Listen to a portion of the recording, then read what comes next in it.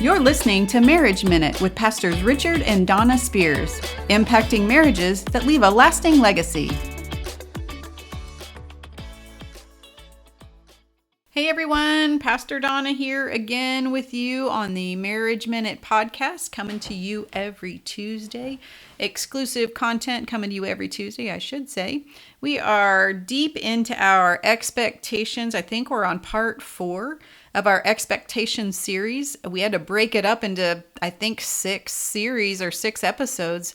There's just so much on expectations. And if you haven't joined me and this is your first one and you're jumping in the middle, I would advise you, yes, you can listen to this and it's great and you're going to get a lot from it.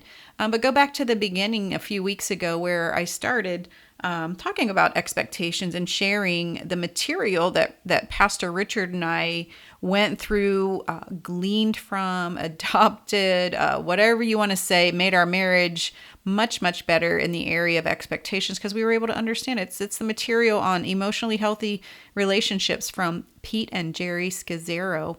So they are really great and experts on what they do. And we are just grateful that we were able to jump in one of their teachings and learn from them.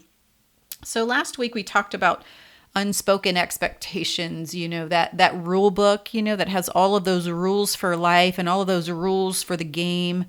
But it's not shared with anybody. So I've got rules for Richard and he has rules for me, meaning expectations, and we're not sharing those with each other. So how can you play a game when you don't know the rules, right? And so those are the unspoken expectations I talked about last week. Up to this point, we've talked about unconscious expectations, unrealistic expectations, unspoken expectations. And on part 4, which is today, thank you again for joining, is unagreed upon expectations. So what does that look like? What do you mean unagreed upon expectations? Well, I'm glad you asked. You share an expectation with your spouse, and because you do, you assume it'll be met. And so the problem with making that assumption is there may have not been enough or any discussion to come up with an agreement. So you have an assumption or an expectation, and you assume, and you share it, so he knows. But you assume just because you've opened your mouth and spoken, I expect you to take the trash out every Tuesday. The problem is you're making an assumption that he's agreeing to that. I hope you're understanding where I'm coming from. So here's a key.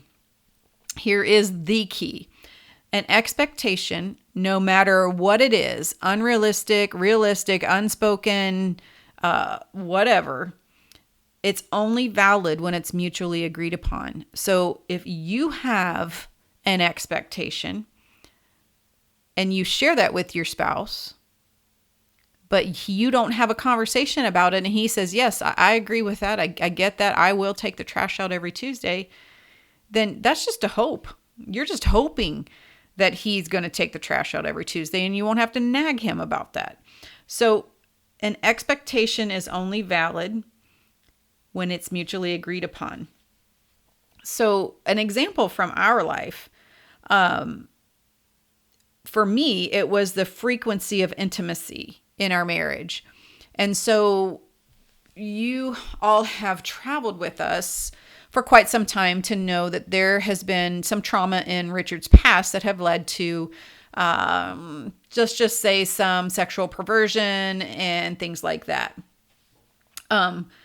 So for him, and this could just be for any guy, I don't know. But for me, any time he touched me, whether it was he was coming to give me a massage on my shoulders and I was in the kitchen, or he just brushed by me and patted my behind, whatever it meant that it was going to be more. Even just a pat on the shoulder, to me, it would just send me to a place of like, oh my gosh, that means more than what it just really is.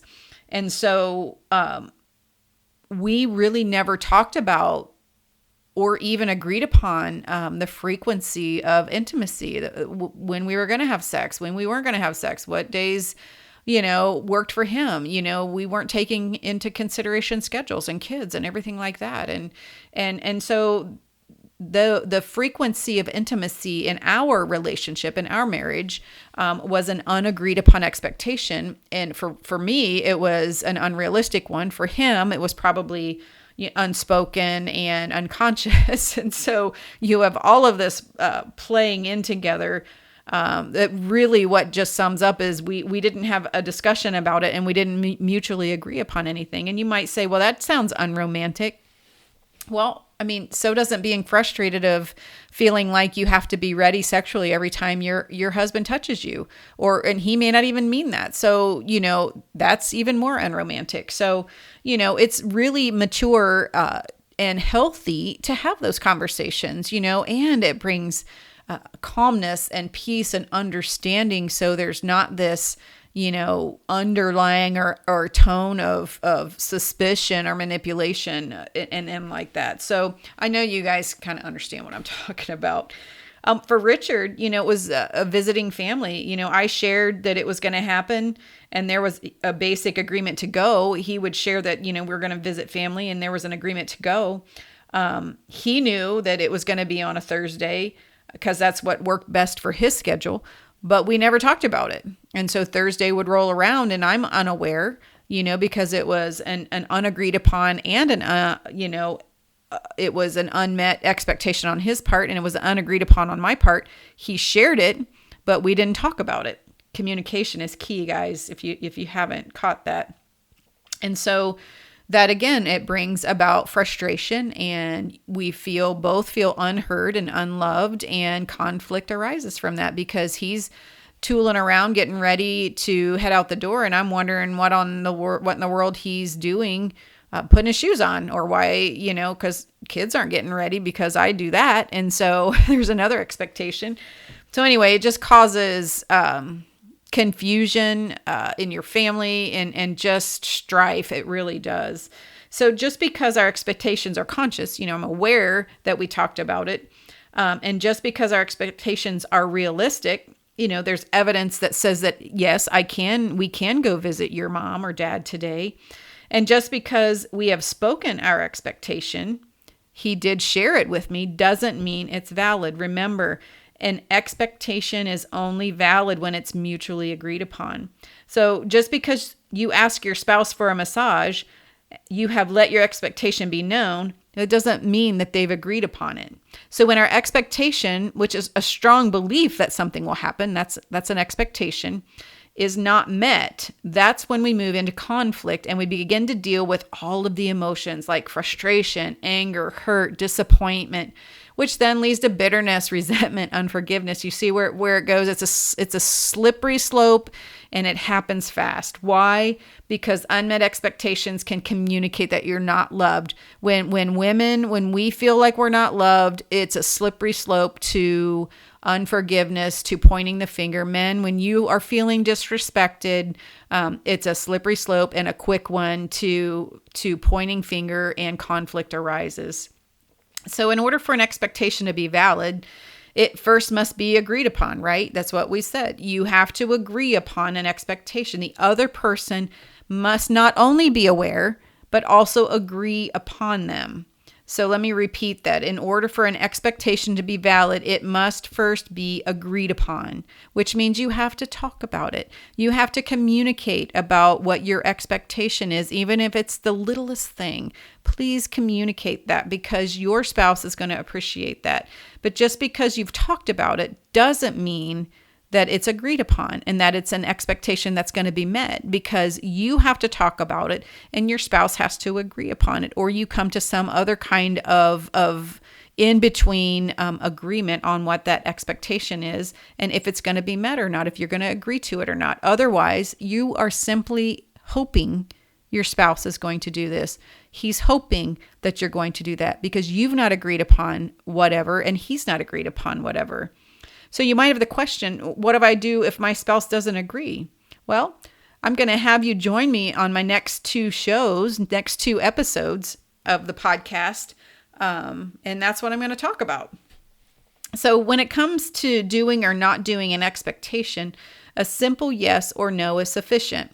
I want to read Matthew 5:33-37. It says, "Again, you have heard that it was said to those of old, You shall not swear falsely, but shall perform your oaths to the Lord. But I say to you, do not swear at all, neither by heaven, for it is God's throne, nor by the earth, for it is his footstool, nor by Jerusalem, for it is the city of the great King. Nor shall you swear by your head, because you cannot make one hair white or black. But let your yes be yes, and your no, no. For whatever is more than these is from the evil one. So regardless of whether a promise is made in God's name or by the hair on your head, a promise is to be taken seriously. An expectation that's agreed upon is to be taken seriously. If you make an expectation, or if you have an agreed upon expectation, and as the scripture says, if you make a promise by the hair of your head and then you shave your head, the lack of hair doesn't negate the promise. We are actually being a deceiver.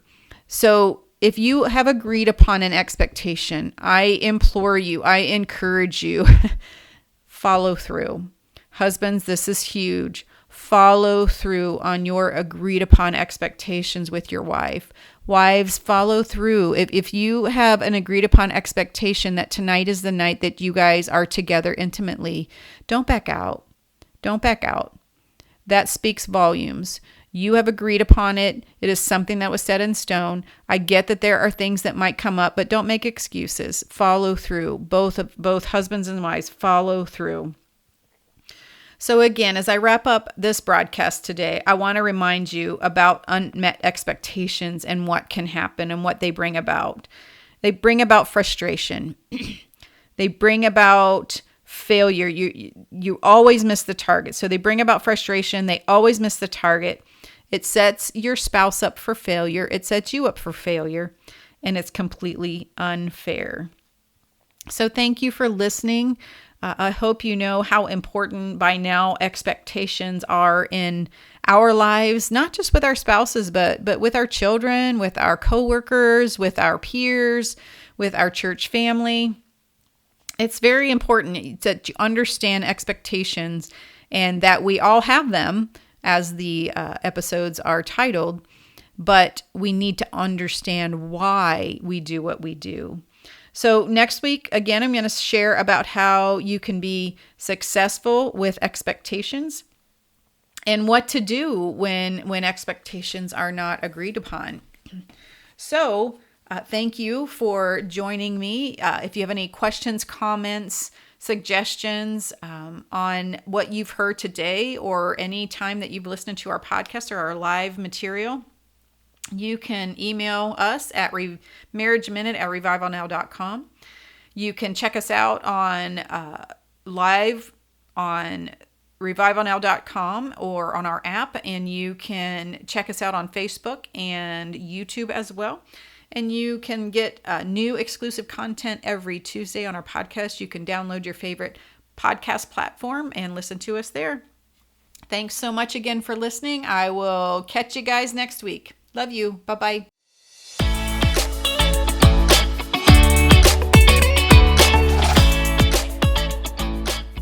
Thank you for listening today. Catch all of our podcasts at revivalnow.com and send us your Marriage Minute questions at marriageminute@revivalnow.com.